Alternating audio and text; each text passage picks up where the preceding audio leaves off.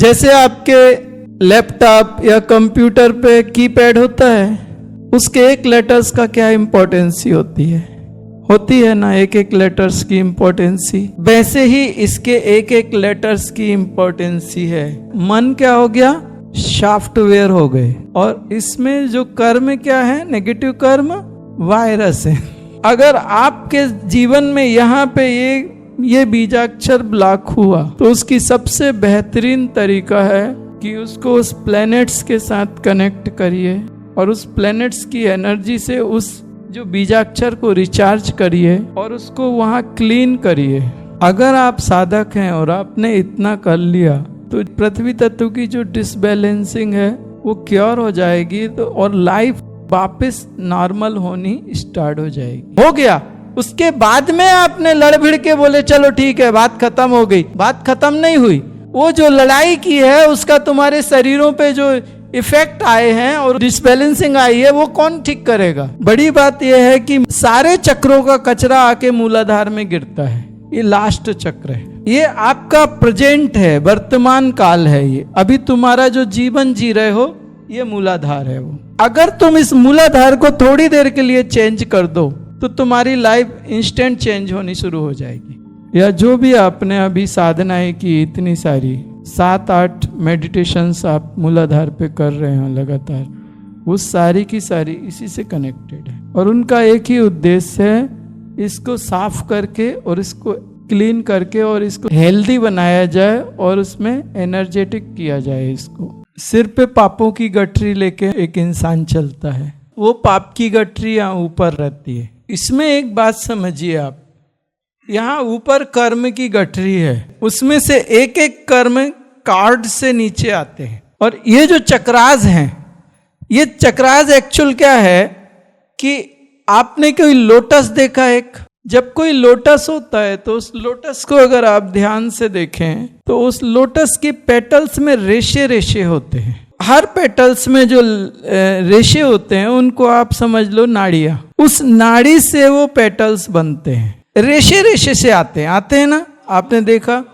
ऐसे ही आपके जो पेटल्स होते हैं वो नाड़ी तंत्र की बारीक जो बहुत सारी नाड़ियां होती हैं वो उनको आपस में जोड़ के वो पेटल्स बनते हैं। ये पेटल है, इस पेटल पे हर एक पेटल पे एक बीजाक्षर होता है। अनाहत में कम कम गम गम यम। तो इसका क्या मतलब है, जैसे आपके लैपटॉप या कंप्यूटर पे कीपैड होता है,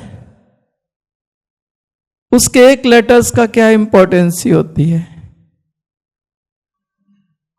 ना, एक एक लेटर्स की इम्पोर्टेंसी। वैसे ही इसके एक एक लेटर्स की इम्पोर्टेंसी है इस चक्र के। यहां से जो कर्म ऊपर से चला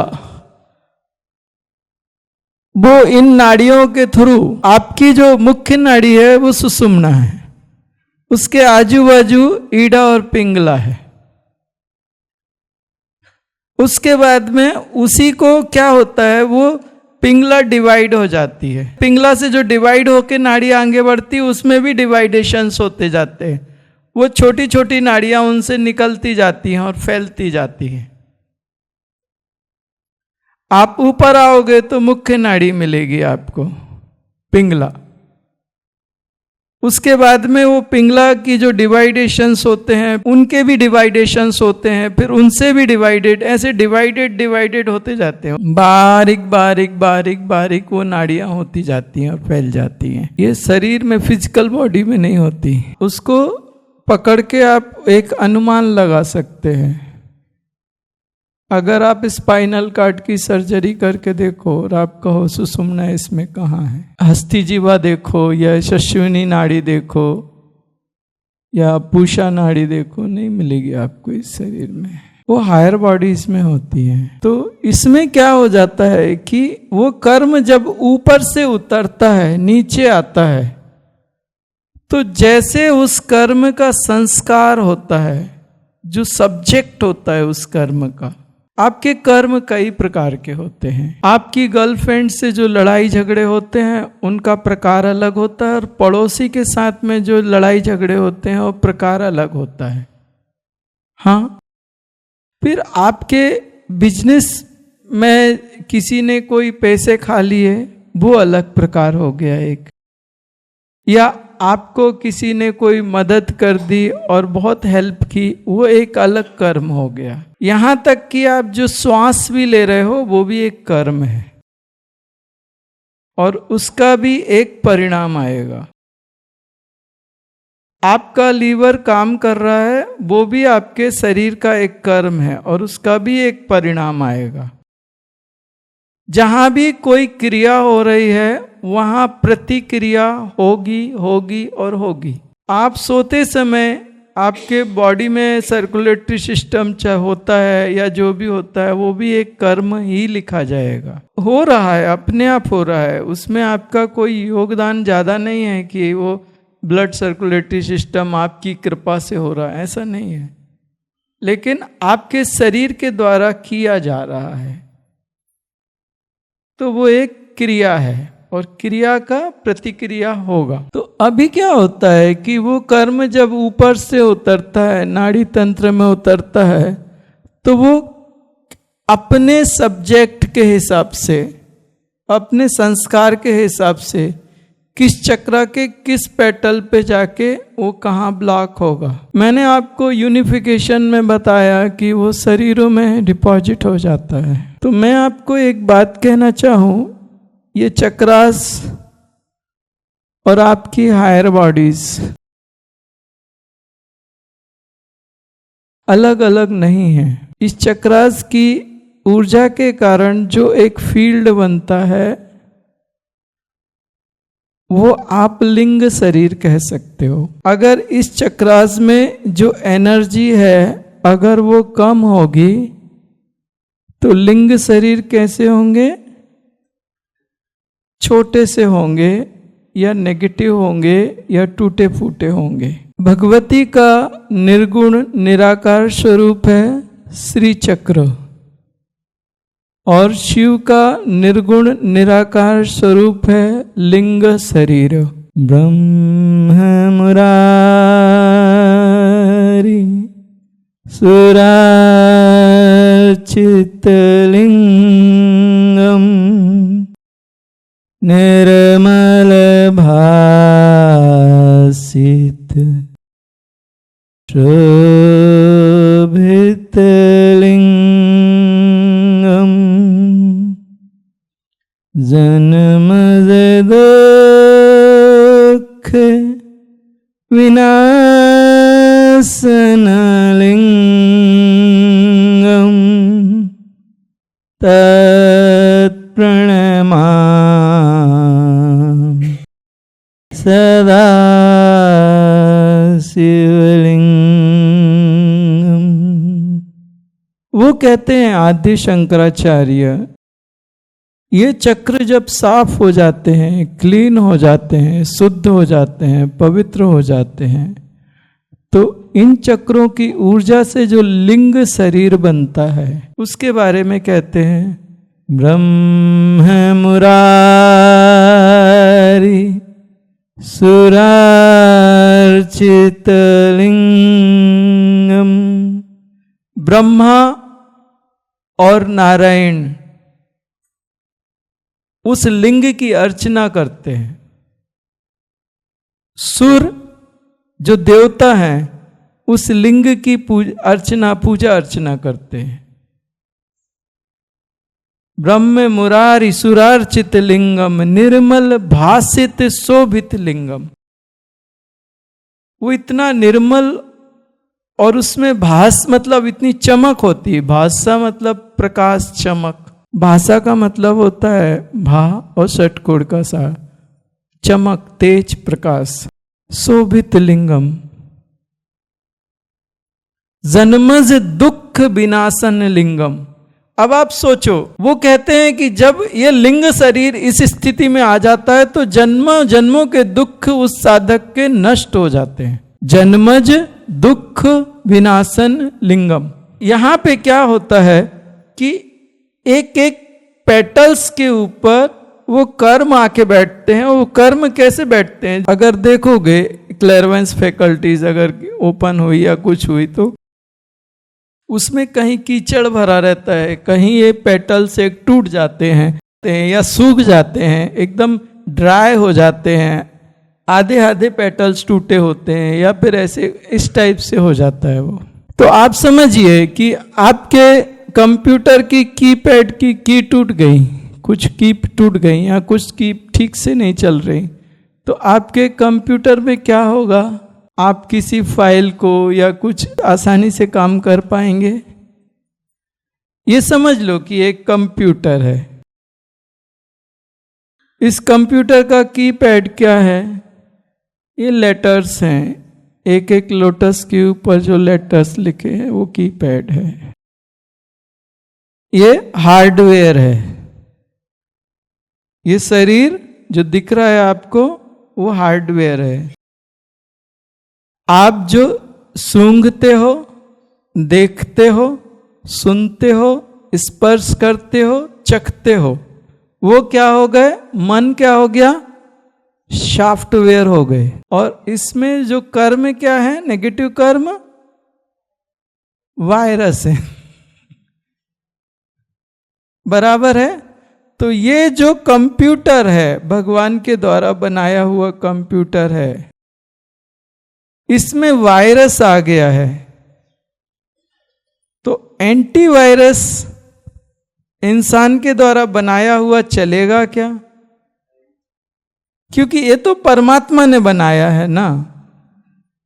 तो कंपनी कौन सी हो गई इसकी? मेड इन परमात्मा। राइट।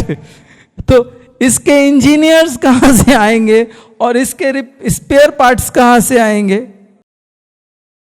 ऊपर से आएंगे।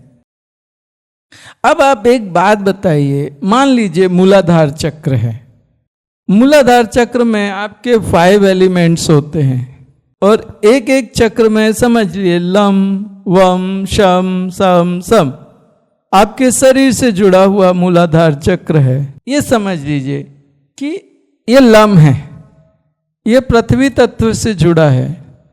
पृथ्वी तत्व मतलब आपके जीवन में मानसिक रूप से आप स्थिर रहोगे। कभी कभी कुछ लोग रहते हैं ना, ये कर लूं कि वो कर लूं कि ये कर लूं, आज वो कहेंगे ये करता हूं, कल वो कहेंगे नहीं मैं वो करता हूं। स्थिरता नहीं रहती उनकी। पृथ्वी तत्व क्या करता है? स्थिरता देता है। दूसरी चीज, पृथ्वी तत्व आपको सबसे ज्यादा कहां लगता है? आपके बोन्स में लगता है। पृथ्वी तत्व आपको सबसे स्ट्रांग चाहिए, बोन्स में चाहिए, उससे कम जो है मसल्स में चाहिए। अब मान लीजिए कि ये लम बीजाक्षर यहां पे ये कनेक्ट हो गया शनि ग्रह के साथ। आपका पृथ्वी तत्व शनि ग्रह की एनर्जी से 70% जुड़ा है और 30% जो है आप जो खाते पीते हैं, ब्रीथ करते हैं, उससे जुड़ा है। आपके डाइजेशन सिस्टम है। अगर मान लीजिए कि अभी तो खाना पीना आपको मालूम है कि सारे केमिकल्स भी आ रहे हैं, फिर बर्गर भी खाना है, पिज्जा भी खाना है, कोल्ड ड्रिंक भी चाहिए, तो डाइजेशन सिस्टम तो इफेक्टेड होता है, राइट। तो जो 70% है, अगर ये 70% आपका डिस्कनेक्टेड हो गया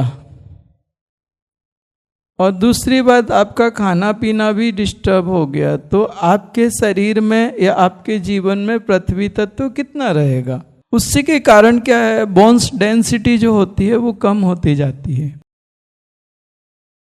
और दूसरे, आपके पृथ्वी तत्व का आपके मन के ऊपर प्रभाव पड़ता है। किसी एक चीज को आप स्थिर नहीं रहते। तीसरी चीज क्या होती है कि आप सब कुछ पकड़ने की कोशिश करते हो, क्योंकि पृथ्वी तत्व अगर डिस्टर्ब हुआ तो पृथ्वी में क्या होता है? ग्रेविटी लॉ लगता है। पृथ्वी में आकर्षण, उसने बताया ना कि एप्पल गिरा नीचे जमीन पे आया, ग्रेविटी लॉ, बराबर है। तो पृथ्वी तत्व में क्या होता है? ग्रेविटी लॉ होता है।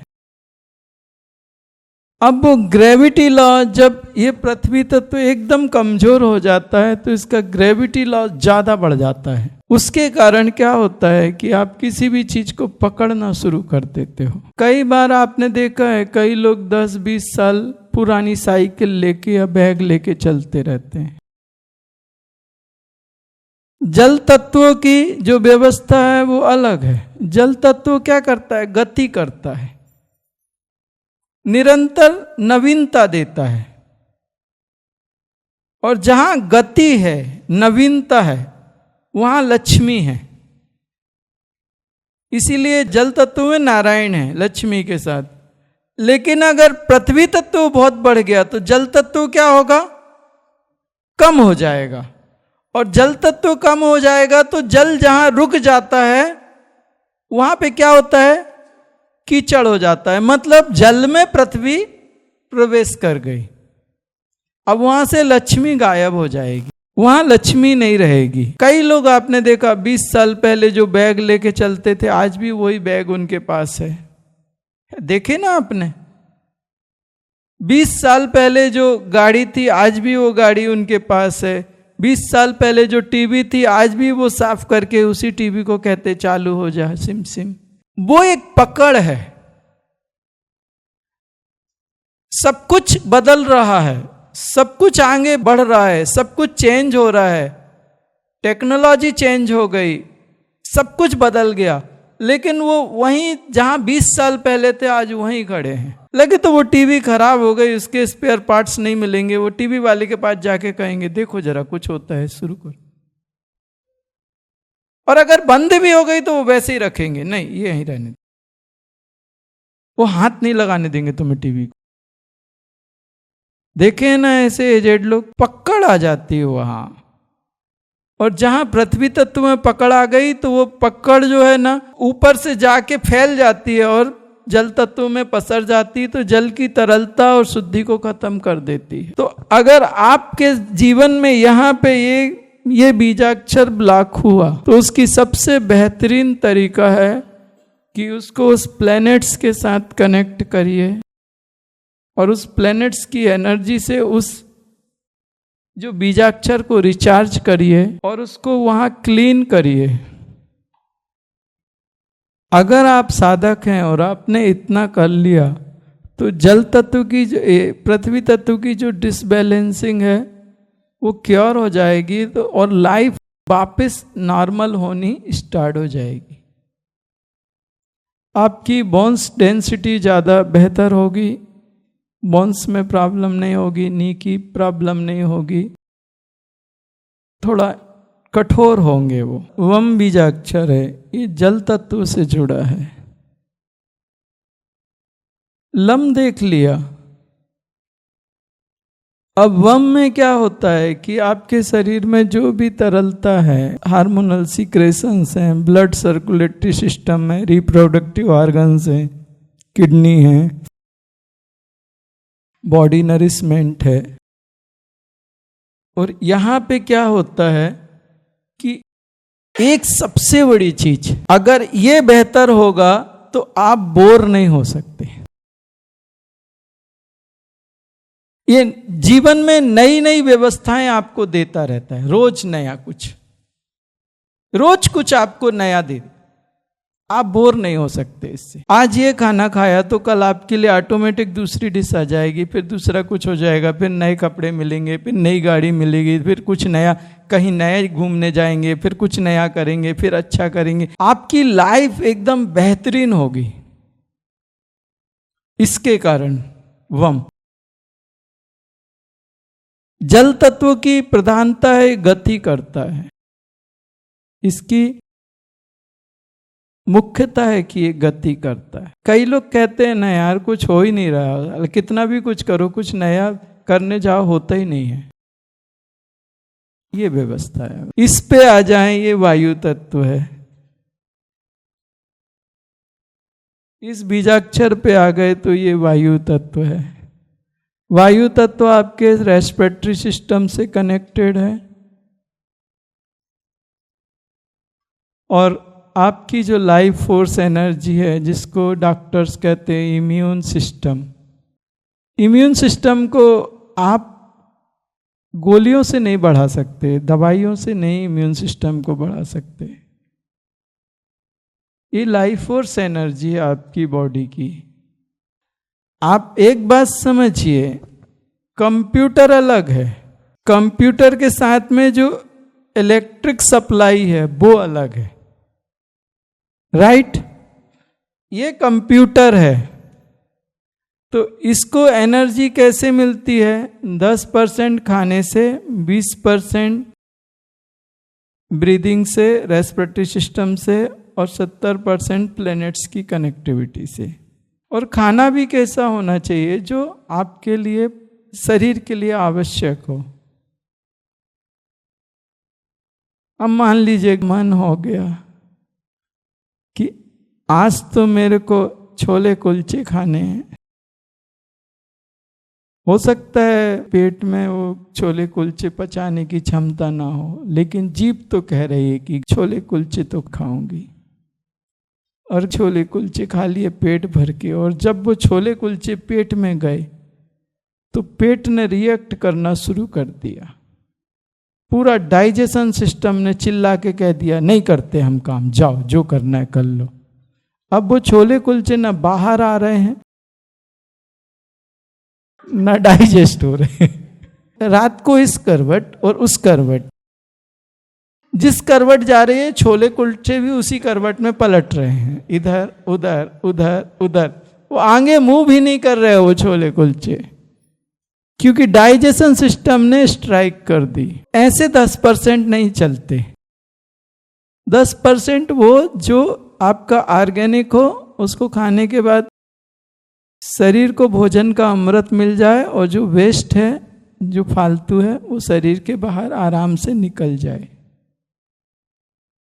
उसको बाहर निकालने के लिए कोई आंदोलन ना करना पड़े। जैसे आप मिक्सी में फ्रूट्स डालते हैं तो जूस अलग निकलता है और वेस्ट अलग निकलता है। वो वेस्ट के साथ जूस नहीं जाना चाहिए, नहीं तो शरीर को उसका जो अमृत है उस भोजन का वो नहीं मिलेगा। दूसरी चीज एक और है, वो इतना ज्यादा भी ड्राई ना हो जाए, वेस्ट पत्थर के जैसे हो जाए और वो बॉडी में मूव भी ना करे यहाँ पे, और बाहर निकलने को तैयार ना हो। वो कहे यही मेरा घर है और मुझे यहीं रहना है, ऐसा भी नहीं होना चाहिए। मतलब उसमें एक बहुत ड्राई भी नहीं होना चाहिए और बहुत हल्का सा उसमें एक नमी होनी चाहिए, ताकि आपके ऑर्गन्स डैमेज ना हो। उसके कारण क्या होता है, पाइल्स होते हैं और फिशर्स हो जाते, बहुत पीड़ा। उसमें कारण एक है कि वो जो वेस्ट होता है, वो वेस्ट बोलता है मेरे को नहीं जाना, ये मेरा घर है, तुमने मुझे खाया है, अब मैं यहीं रहूंगा। वो मूवमेंट को तैयार नहीं होता, और वहां टॉयलेट में बैठ के जो ताकत लगाई जाती है और जो संघर्ष होता है, उसमें क्या होता है, ऑर्गन्स डैमेज्ड हो जाते हैं। इसका एक मतलब है वो मल बहुत स्ट्रांग नहीं होना चाहिए, कड़क नहीं होना चाहिए, और बहुत ज्यादा सॉफ्ट भी नहीं होना चाहिए। अगर आपको आपके ऑर्गन सुरक्षित रखने हैं तो। और एक खाना 8 से 8 घंटे में डाइजेस्ट हो जाता है। 10 घंटे के बाद वो पेट साफ होना चाहिए, क्लीन होना चाहिए, नहीं तो वो खाना पेट के अंदर सड़ जाता है, बहुत वो लेयर बन जाता है। जो ऑर्गन्स होते हैं, जैसे रस्ट आती है वैसे ऑर्गन्स में लेयर आती खाने की। आप एक बर्तन में खाना रख रहे हैं और अगर उसको आप धोएंगे नहीं तो खाने की लेयर उस बर्तन में आ जाती है कई दिनों के बाद। ऐसे ही आपके ऑर्गन्स में आती है, और उसके कारण आपके ऑर्गन्स की जो फैलने और सिकुड़ने की जो क्षमता है, संकुचन बोलते हैं, अंकुचन संकुचन, वो खत्म हो जाता है। फूड डाइजेशन सिस्टम है, उस पर भी बहुत गहरा प्रभाव पड़ता है। और पेट में जब कोई जख्म होता है, इंजरी होती है पेट में, तो पेट में क्या होते हैं, कीड़े होते हैं आपके, और खाना होता है, वो खाना आपका पूरा क्लीन नहीं होता। बहुत पुराना खाना आप अगर 8-9 दिन खाना नहीं खाओ तो 8-9 दिन के बाद में जो आपका पेट साफ होता है, इतना गंदा मल निकलता है कि आपकी नाक सड़ जाए। इतना गंदा मल हर आदमी अपने पेट में लेके घूमता है। आप 9-10 दिन खाना मत खाइए, आपका पेट साफ होगा 9वें दिन। इतना गंदा बदबूदार मल निकलता है कि नाक सड़ जाए आपकी। ये बात सच्ची है। हाँ, जो लोग नौली क्रिया वगैरह करते हैं, ऐसे पेट को घुमाते हैं या कुछ करते हैं, उनके बारे में नहीं, साधारण आदमी के बारे में। जो रोज खाना खाते हैं, और उपवास के दिन भी कहते हैं चलो साबूदाना की खिचड़ी ले आओ और एक काम करो, वो सब जरा अच्छी अच्छी चीज़ें बनाओ आज। वो पेट को आराम नहीं देते हो। इसमें क्या होता है कि आपका शरीर बिल्कुल एक कमल की तरह है, उसको पानी भी चाहिए और सूर्य का प्रकाश भी चाहिए, अग्नि भी चाहिए और जल भी चाहिए। अगर सूर्य का प्रकाश नहीं मिलेगा तो भी वो मुरझा जाएगा, और पानी अगर कम हो गया तो भी वो मर जाएगा। आपके शरीर में अग्नि और जल दोनों बैलेंस होना चाहिए। अगर इनमें से एक भी ज्यादा हो गया तो या तो गल जाओगे या तो जल जाओगे। पानी अगर ज्यादा हो गया तो क्या होगा? गल जाओगे। और अगर अग्नि ज्यादा हो गई, पानी कम हो गया तो क्या हो जाएगा? जल जाओगे। हर किसी के जीवन में इतनी प्रॉब्लम्स आती हैं, कहीं पड़ोसी है, कहीं ऑफिस में बॉस है, कहीं कुछ है तो कहीं कुछ है, कि आप डिस्टर्ब होते हो। जब आप मानसिक रूप से डिस्टर्ब होते हो तो एक्चुअल क्या होता है, ऊपर आपका ज्ञानमय कोश है, उसके नीचे मनोमय कोश है, उसके नीचे प्राणमय कोश है, उसके नीचे शरीर है। तो जो हमारी लाइफ फोर्स एनर्जी है वो मनोमय कोश उसको कंट्रोल करता है। वो कहता है कि अभी हम डिप्रेस हैं, अभी अच्छी एनर्जी मत भेजो, अभी हम गुस्से में हैं, अभी अच्छी एनर्जी मत भेजो। तो शरीर में एक वो जो रिक्वायर्ड है बॉडी के लिए जो एनर्जी, वो एनर्जी शरीर में सप्लाई नहीं होती, क्योंकि आप समझिए इसके ऊपर प्राणमय शरीर है, लाइफ फोर्स एनर्जी है, उसके ऊपर मनोमय कोश है, मन शरीर है। जब मन शरीर बिगड़ेगा तो उसका प्रभाव नीचे के शरीर पे आएगा कि नहीं आएगा? जब सीनियर ही डिस्टर्ब हो गया तो जूनियर डिस्टर्ब होने ही वाला है ना। ऊपर वाला जो है बंदा है, जो सीनियर पोस्ट पे बैठा है, वो डिस्टर्ब हो गया तो नीचे वाला तो डिस्टर्ब होगा ही होगा। तो जो लाइफ फोर्स एनर्जी है, जब आपका मन बहुत पीड़ा से भरा होता है, या गुस्से से भरा होता है, या गिल्टी से भरा होता है, या एटसेट्रा एटसेट्रा, उस समय मेडिकल साइंस कहता है कि आपके बॉडी में हार्मोनल सीक्रेशंस नॉर्मल नहीं होते। उस समय आप जो खाना खाएं वो डाइजेस्ट नहीं होता, या आप जो काम करते हैं वो ठीक नहीं है, अगर आप मन से शांत नहीं हो तो। सब लोग ये मानते हैं। तो कहीं ना कहीं मन तो आपका डिस्टर्ब होगा, तो लाइफ फोर्स एनर्जी क्या होगी? वो डिस्टर्ब होगी।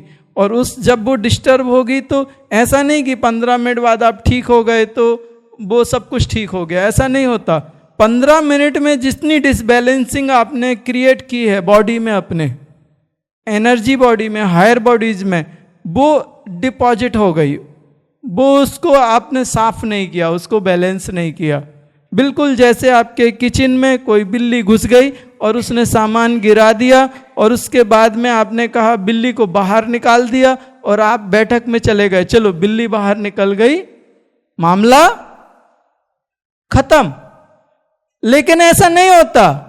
वो बिल्ली ने जितना सामान गिराया है, किचन में जितनी उठापटक की है, तेल का डिब्बा लुढ़का दिया, तेल बह गया, आटे के डिब्बे में घुस गई और उसने आटा उछाल दिया और ये कर दिया वो कर दिया, सब मिसाले वसाले बिखेर दिए, वो कौन ठीक करेगा? करते हो कि नहीं? तो जो आपके जीवन में आपके घटना घटी, आपके हस्बैंड के साथ लड़ाई हो गई, या आपकी वाइफ के साथ लड़ाई हो गई, या आपके भाई के साथ आपने लड़ लिया, या आपके एटसेट्रा एटसेट्रा हो गया, उसके बाद में आपने लड़ भिड़ के बोले चलो ठीक है बात खत्म हो गई, बात खत्म नहीं हुई। वो जो लड़ाई की है उसका तुम्हारे शरीरों पे जो इफेक्ट आए हैं और डिसबैलेंसिंग आई है, वो कौन ठीक करेगा? और वही चीज क्या होती है, बढ़ती जाती है, और बढ़ते बढ़ते इन चक्रास पे बैठ जाती है और इनको कैप्चर कर लेती है। और जो 70% एनर्जी आपके प्लैनेट से आ रही है, इसी में कहते हैं शनि नीच का हो गया, मंगल उच्च का हो गया। मंगल उच्च का होगा तो क्या होगा? मंगल की एनर्जी बहुत ज्यादा आएगी। तो मंगल ग्रह क्या होता है? अग्नि से जुड़ा होता है। तो उसके लिए फिर वो लड़की भी ऐसी होनी चाहिए शांत, कि जब वो हाँ करे तो वो कहे पतिदेव हे भगवान धन्य है, आप तो कितने बढ़िया हो, तो बात जम जाएगी। तो वो जन्म कुंडली कैसे मिलाते हैं? एक ठंडा तो एक गरम, दोनों गरम गरम नहीं होने चाहिए। एक व्यक्ति में जो मुख्यता है उस एनर्जी की, उसको आइडेंटिफाई करना पड़ता है कि आदमी किस प्रकार का है, और उसके लिए अगर शादी करे तो उसके लिए कैसी लड़की चाहिए, ताकि दोनों एक जैसे ना हो जाए। तो उस हिसाब से वो हॉरोस्कोप मैच करते हैं। ऐसे ही इन चीजों को व्यवस्थित किया जाता है कि यहाँ पे जो बीजाक्षर है या जो 5 बीजाक्षर हैं, स्वादिष्टान में आप जाओगे तो उसमें 6 पेटल्स हैं और 1 बीजाक्षर वम बीच में आ जाता है। मणिपुर में 10 बीजाक्षर आ जाते हैं और 1 बीच में आ जाता है। तो इन सब का महत्व है। अगर आपके शरीर का एक पेटल भी अगर डिस्टर्ब है तो उस एक पेटल से जुड़ी हुई आपके जीवन में जो सब्जेक्ट्स है वो सारे के सारे सब्जेक्ट्स प्रभावित होंगे। और वो एक पेटल क्या होता है, इस पेटल से जो नाड़ी निकलती हैं, रेशे निकलते हैं, वो नीचे जो नाल होती है वो दूसरे पेटल में जाते हैं, फिर दूसरे चक्र से तीसरे में जाते हैं, तीसरे से चौथे में जाते हैं। वो आपस में एक दूसरे के साथ में इंटरनल कनेक्ट है। अगर ये पेटल खराब है और इस पेटल की जो नाड़ी है वो दूसरे चक्र में जब जाएंगी तो वो अपने साथ में वायरस लेके जाएंगी और दूसरे चक्र के दूसरे पेटल्स को खराब करेंगी। बड़ी बात यह है कि सारे चक्रों का कचरा आके मूलाधार में गिरता है। ये लास्ट चक्र है, ये आपका प्रेजेंट है, वर्तमान काल है। ये अभी तुम्हारा जो जीवन जी रहे हो ये मूलाधार है। वो अगर तुम इस मूलाधार को थोड़ी देर के लिए चेंज कर दो तो तुम्हारी लाइफ इंस्टेंट चेंज होनी शुरू हो जाएगी। लेकिन इसमें क्या होता है, दूसरे चक्रों के जो कर्म है वो गिरते रहते हैं, लगातार सप्लाई चालू है और ये चक्र इतना कमजोर हो जाता है, इतने दिनों तक इतने नेगेटिव कर्म आते हैं कि ये चक्र इतना कमजोर हो जाता है कि इसकी खुद की हालत इतनी नहीं रहती कि किसी कर्म को ये रोक सके। सबसे ज्यादा नेगेटिव एनर्जी इसी चक्र में होती है, मूलाधार में। और आपके वर्तमान के लिए जवाबदारी है मूलाधार। इसी के थोड़े ऊपर कुंडलिनी शक्ति होती है। अगर ये मूलाधार साफ नहीं हुआ तो आप कुंडलिनी शक्ति तक नहीं पहुंच पाओगे। कुंडलिनी शक्ति, इस मूलाधार से ऊपर उठना है तो इसको साफ करके बाहर निकलना पड़ेगा और कुंडलिनी शक्ति तक जाना पड़ेगा। अगर ये नहीं ठीक हुआ तो कुंडलिनी शक्ति तक नहीं जा सकते आप। हम इसी में दब जाते हैं। ऐसे ही हर पेटल, इसमें आपको ये जो 4 पेटल हैं और ये है, इस पे जो आप साधना कर रहे हो उस साधना का विशेष महत्व है। आपने जो किया उसका एक विशेष महत्व है इस चक्र के साथ। या जो भी आपने अभी साधनाएं की, इतनी सारी 7-8 मेडिटेशंस आप मूलाधार पे कर रहे हो लगातार, वो सारी की सारी इसी से कनेक्टेड है। और उनका एक ही उद्देश्य है, इसको साफ करके और इसको क्लीन करके और इसको हेल्दी बनाया जाए और उसमें एनर्जेटिक किया जाए इसको। आपने कहा कि इससे हम ग्रह के हर एक चक्र पे अपना अपना ग्रह होता है, और आपने हॉरोस्कोप को भी बात की। तो हॉरोस्कोप हमारे जन्म में बनता है और वो कहते कि आपका पूरा जीवन इसी पे आधारित है। तो अगर हम ये मूलाधार में साधना करें तो क्या हमारा हॉरोस्कोप भी बदलता है? हाँ, बदल जाएगा, बदल सकता है। क्योंकि जो आपका प्रारब्ध है वो प्रारब्ध इन 7 चक्रों से ही बन के तैयार होता है। मुख्यतः 7 चक्र बोलेंगे और बहुत सारे होते हैं, मैं मानता हूं उस चीज को, लेकिन इन चक्रों में ही वो प्रारब्ध तैयार होता है। अगर आपने इसमें कोई चेंजेस नहीं किए तो प्रारब्ध वही आएगा जो लिखा है। लेकिन अगर आप चाहते हो कि आपका प्रारब्ध अच्छा हो तो इन चक्रों में जाके चेंजेस करो, आपके हिसाब से प्रारब्ध आएगा। ऐसा नहीं दिखता। ध्यान में जाने के बाद एक्चुअली ये एनर्जी होते हैं, एनर्जी चक्रास होते हैं, इनके साइन बिल्कुल अलग होते हैं। ये ऐसे, और एक एक चक्र ऐसा लहराता है, ऐसे बड़े जो बड़े बड़े साधक होते हैं उनका किलोमीटर में एक एक चक्र होता है, ऐसे लहराता है ऐसे। और कोई ऐसे लोग रहते हैं ना, उनका चक्र बिल्कुल लोटस टूटा होता है, कीचड़ भरा, आधे आधे पेटल्स टूट गए या बिल्कुल एकदम ड्राई हो गए, ऐसे बिल्कुल डैमेज होते हैं, ऐसे भी होते हैं। ये चक्र 3rd डायमेंशनल नहीं होते, उनका एक साइन अलग होता है, वो ऐसे नहीं दिखते। उनके हम आर पार जा सकते हैं, उनको मैं शायद शब्दों में ना बता सकूं। उनका एक तेज अलग होता है, वो थर्ड डायमेंशनल नहीं होते।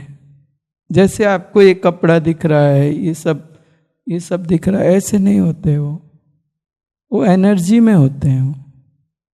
और उनके कलर्स हाई डायमेंशनल अलग होते हैं, वो कलर यहाँ से ज़्यादा बेहतर होते हैं। जो जितना ऊंचा चक्र होता है उतना वो चमकता है, उसका प्रकाश वैसा होता है। नहीं, फिजिकल बॉडी में नहीं। फिजिकल बॉडी में स्पाइनल कॉर्ड से एनर्जी फ्लो होती है क्या? फिजिकल बॉडी में क्या होता है भाई, आपका ये शरीर है ना, ये मूलाधार चक्र है। इसके ऊपर जो स्वादिष्टान चक्र है ना, वो एनर्जी बॉडी है। एनर्जी वहां तक आती है, उसके बाद में वो एनर्जी में क्या होती है, उसकी फ्रिक्वेंसी कम हो जाती है।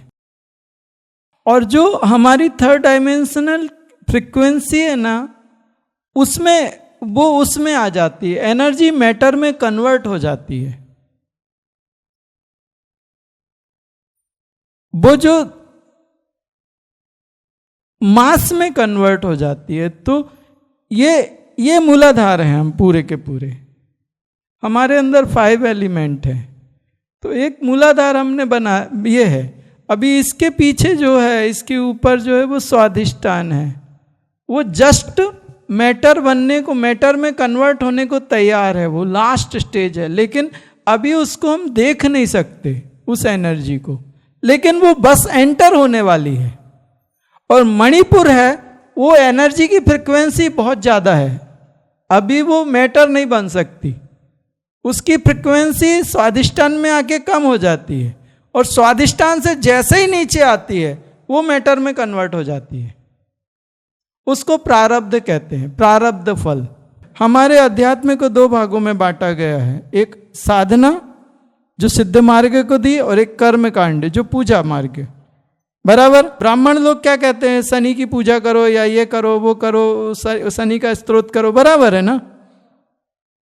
लेकिन हमारे यहाँ का कहते हैं कि आप साधना करो, उस प्लैनेट्स की एनर्जी जो आपको डिसकंटिन्यू हो गई या डिसबैलेंस हो गई, उस प्लैनेट्स के साथ डायरेक्ट कनेक्टिविटी बनाओ और बैलेंस कर दो। पूजा करने का मतलब है आप प्रार्थना कर रहे हो। अब किसी देवता के साथ आप प्रार्थना कर रहे हो, वो प्रार्थना स्वीकार होती है नहीं होती वो छोड़ो। यहां पे डायरेक्ट अहम ब्रह्मास्मि, मेरा मूलाधार शनि के साथ कनेक्ट है, और शनि की एनर्जी से वो पोषित होता है। और शनि एक प्लेनेट है या कोई देवता है, हम उनके साथ में जैसे ही कनेक्ट होते हैं, कोई प्रार्थना करने की जरूरत नहीं है। आप जब एक सॉकेट में प्लग लगाते हो तो आप उसको पूजा करते हो कि हे भगवान करंट आ जा, हे भगवान करंट आ जा, या आप बटन चालू करते हो तो कोई प्रार्थना करने की जरूरत है क्या? ये लाइट्स जल रही हैं, इस लाइट्स के कनेक्शन जब आप वहां पे बोर्ड में करोगे तो आपने कनेक्शन कर दिए तो इलेक्ट्रिसिटी फ्लो होने लगेगी। उसमें कोई प्रार्थना करने की कुछ जरूरत नहीं है। समझ रहे हैं ना आप? जैसे ही आप प्लैनेट्स के साथ कनेक्ट होते हो, शनि की एनर्जी ऑटोमेटिक फ्लो होनी शुरू हो जाती है। उस समय अगर आप प्रार्थना कर रहे हो तो आप अच्छे सभ्य इंसान हो, और अगर आप नहीं भी कर रहे तो एनर्जी प्रवाहित होनी ही है। एक तार, बिजली इलेक्ट्रिसिटी का एक तार है जिसमें लाइट इलेक्ट्रिसिटी फ्लो हो रही है, आप उसको पकड़ोगे तब वो इलेक्ट्रिसिटी आपको झटके मारेगी, और आप दूर खड़े होके कहोगे आजा आजा आजा आजा आजा आजा, तो नहीं मारेगी। राइट? बहुत प्रार्थनाएं कर ली तुम लोगों ने, बहुत प्रार्थनाएं कर ली, हर देवता से प्रार्थना कर ली। ठीक है, प्रार्थना करना एक आपकी सभ्यता है, आपकी भले मानुस हो तुम, अच्छी बात है। लेकिन आप कुछ सॉलिड भी कर लो जिससे तुम्हारा जीवन बदल जाए। अगर पंखा चालू करना है तो पंखा का प्लग बोर्ड में लगा के बटन चालू करनी पड़ेगी। अगर आपने पंखे का प्लग बोर्ड में नहीं लगाया और पूजा कर रहे हैं आप पंखे की, फैन की पूजा कर रहे हैं, चालू हो जा चालू हो जा चालू हो जा, नहीं होगा वो। हाँ, हमारा जो सिद्ध मार्ग है इसी व्यवस्था में चलता है। कृष्ण भी कहता है कर्म करो, कर्म। कृष्ण ने यह नहीं कहा कि पूजा करो, पूजा। कृष्ण कहता है पंखा चालू करना है तो पंखे का प्लग बोर्ड में लगाओ और बटन चालू करो। कृष्ण ने यह नहीं कहा कि बोर्ड छोड़ो, प्लग छोड़ो, नारियल लेके आओ, फूलहार लेके आओ, कुमकुम चंदन लेके आओ, स्वाहा। कृष्ण ने कहां कहा गीता में? कृष्ण ने भक्ति योग बताया, कर्म योग बताया, सांख्य योग बताया, ज्ञान योग बताया। यहां तक कि कृष्ण यज्ञ में भी कहता है कि यज्ञ वो नहीं है जो तुम बाहर की वस्तुएं उसमें हवन में डालते हो। वो तो कहता है प्राण में अपान का हवन करो, अपान में प्राण का हवन करो। प्राणापानी बोलते हैं उसको। बौद्धिस्ट लोग उसको और अलग कुछ नाम देते हैं। उसको भी स्वीकार नहीं करता कृष्ण, तो बुद्ध भी नहीं करता। एक्चुअल पूजा पाठ में आपको सबसे बढ़िया चीज क्या है कि आप किसी पंडित को बिठा देते हो, वो आपके नाम से पूजा कर देता है और आप सोचते हो कि हमें मिल जाएगा। खाना वो खाएगा, पेट उसका भरेगा, तुम कहां से आ गए बीच में? तुम हमेशा शॉर्टकट ढूंढते हो कि हम कुछ कम कर ले और हमें सब मिल जाए। तुम वो पूजा पाठ में सबसे बड़ी चीज एक है कि एक सपोर्ट है, एक ब्राह्मण है और वो ब्राह्मण भगवान से जुड़ा है और वो पूजा करेगा तो हमारे जीवन में सब अच्छा हो जाएगा। उसके बाद में हम जाके खूब सारे पाप करेंगे और फिर दूसरे दिन दूसरे ब्राह्मण को पकड़ेंगे, बोलेंगे तू धो दे, फिर से पाप करने को जाना है। आप समझते हो आप बुद्धिमान हो और वो भगवान मूर्ख है। तुम्हारे शॉर्टकट और ये सब चीजें उसको समझ नहीं आती। वो तुमसे ज्यादा सियाना है, उसने तुम्हें बनाया है। बेहतर ये है कि पंखे की पूजा करना छोड़ के पंखे का प्लग बोर्ड में लगा दो और बटन चालू करो, ठंडी हवा बैठ के खाओ। मूलाधार को उस प्लैनेट्स के साथ जब कनेक्ट करोगे, क्योंकि वो सोर्स है, वो प्लैनेट्स उस एनर्जी का, उस एक स्पेसिफिक फ्रिक्वेंसी की एनर्जी का सोर्स है वो प्लैनेट। अगर आप सूर्य की बात करो तो सूर्य सोर्स है एक। सन जो है वो सोर्स है लाइफ फोर्स एनर्जी का। तो बेटर ये होगा कि अपने अनाहत चक्र को सूर्य की एनर्जी के साथ जैसे ही तुम कनेक्ट करोगे वो एनर्जी से भर जाएगा। सीधी सीधी सी बात है। बिल्कुल वैसे जैसे पंखे का प्लग बोर्ड में लगा के स्विच ऑन करने से पंखा चालू हो जाएगा, वैसे ही अनाहत चक्र को सूर्य के साथ कनेक्ट करने से सूर्य की एनर्जी अनाहत चक्र में ट्रांसफर होती है और आपको जब वो सूर्य की एनर्जी ट्रांसफर होगी तो आपके वो चक्र क्लीन होगा और ज़्यादा एक्टिवेट होगा, एक्टिव होगा, उसकी एनर्जी और प्रेस होगी, बेहतर होगी। उस चक्र से आपके शरीर को एनर्जी मिलेगी तो आपका जीवन बेहतर होगा। ये एनर्जी चक्राज हैं, यही आपका शरीर इसी एनर्जी को यूज करता है। अगर ये एनर्जी चक्राज वीक होंगे, कमजोर होंगे या खराब होंगे, डिस्टर्ब होंगे तो आपके शरीर को वो एनर्जी नहीं मिलती और आपके जीवन में या तो दरिद्रता आएगी, बीमारी आएगी, अपयश आएगा, दुनिया भर के आएंगे, सब कुछ आएंगे। अगर ये चक्राज एनर्जी से भरे होते हैं और अगर ये बेहतर होते हैं तो तुम्हारा जीवन बेहतर, और अगर ये चक्राज डिस्टर्ब है तो तुम्हारा जीवन डिस्टर्ब। तो बेहतर है कि इनको यूनिवर्स की कॉस्मिक एनर्जी से कनेक्ट करके फुल चार्ज करके और लाइफ को आराम से जियो। अरे गाड़ी में पेट्रोल नहीं है तो तुम गाड़ी की पूजा करोगे कि पेट्रोल पंप में जाके उसमें फ्यूल डालोगे? सीधी सी बात है ना। गाड़ी का पेट्रोल खत्म हो गया, तुम गाड़ी की पूजा करने बैठे हो, उसमें क्या समझदारी है? वो फ्यूल कहां मिलता है वो पता करो, उसमें फुल करो टंकी और निकलो घूमने के लिए। सीधी सी बात है, मैं तुमसे एकदम सरल सीधी सी बात बता रहा हूं, इसमें कोई बड़ी भारी चीज थोड़ी है। चक्रास एनर्जी के सेंटर्स होते हैं, एनर्जी के पॉइंट्स होते हैं, ये सबको मालूम है। लेकिन अगर उनकी एनर्जी डिस्टर्ब हो गई या डिसबैलेंस हो गई या कम हो गई तो जहां पे वो एनर्जी मिलती है अपने चक्राज को उन प्लैनेट्स के साथ कनेक्ट करो और एनर्जेटिक करो और मस्त जियो ना। सीधी सी बात है। और एनर्जी डिफरेंट टाइप की है, सारी एनर्जी रिक्वायर्ड है।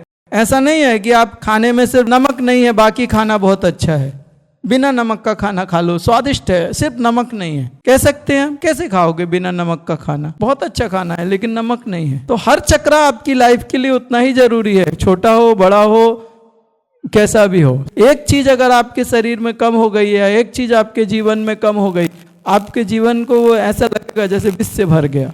सब होना चाहिए, पूरा होना चाहिए, कंप्लीट लाइफ होनी चाहिए। और अगर कंप्लीट लाइफ चाहिए तो अपने चक्रास कंप्लीट करो और एनर्जेटिक करो। मतलब आपने कहा कि स्पेसिफिकेशन होने चाहिए ना साधना में, और प्रायोरिटीज भी होनी चाहिए। मतलब सब घर अस्ता व्यस्त है तो हम कैसे प्रायोरिटी करते हैं ना, पहले किचन साफ करेंगे, फिर बेडरूम, फिर हॉल। वैसे हर सब्जेक्ट में अगर हमें कुछ ना कुछ कमियां है, फिर भी हमें उसकी प्रायोरिटी निकालनी पड़ेगी कि ये पहले करेंगे फिर ये। तो वो प्रायोरिटी की साधना अभी हर व्यक्ति के लिए अलग अलग हो सकती है। तो मूलाधार, इसमें आपका वर्तमान जीवन समाहित है, पूरा पूरा जो कुछ आपके लाइफ में आज है प्रेजेंट में, वो मूलाधार। सिर्फ गायत्री का हाथ नहीं टूटा, मूलाधार के भीतर कुछ टूटा है। और स्वादिष्ठान में वो हाथ थोड़े दिन पहले टूट गया था, कुछ समय पहले, और मणिपुर में वो हाथ लगभग 2 महीने 3 महीने पहले टूट गया था। अगर गायत्री मणिपुर में जब वो हाथ टूटा था वहां जाके मणिपुर में ठीक कर लेती थी तो ये मूलाधार तक वो इंसिडेंट नहीं आता था। समझा ना?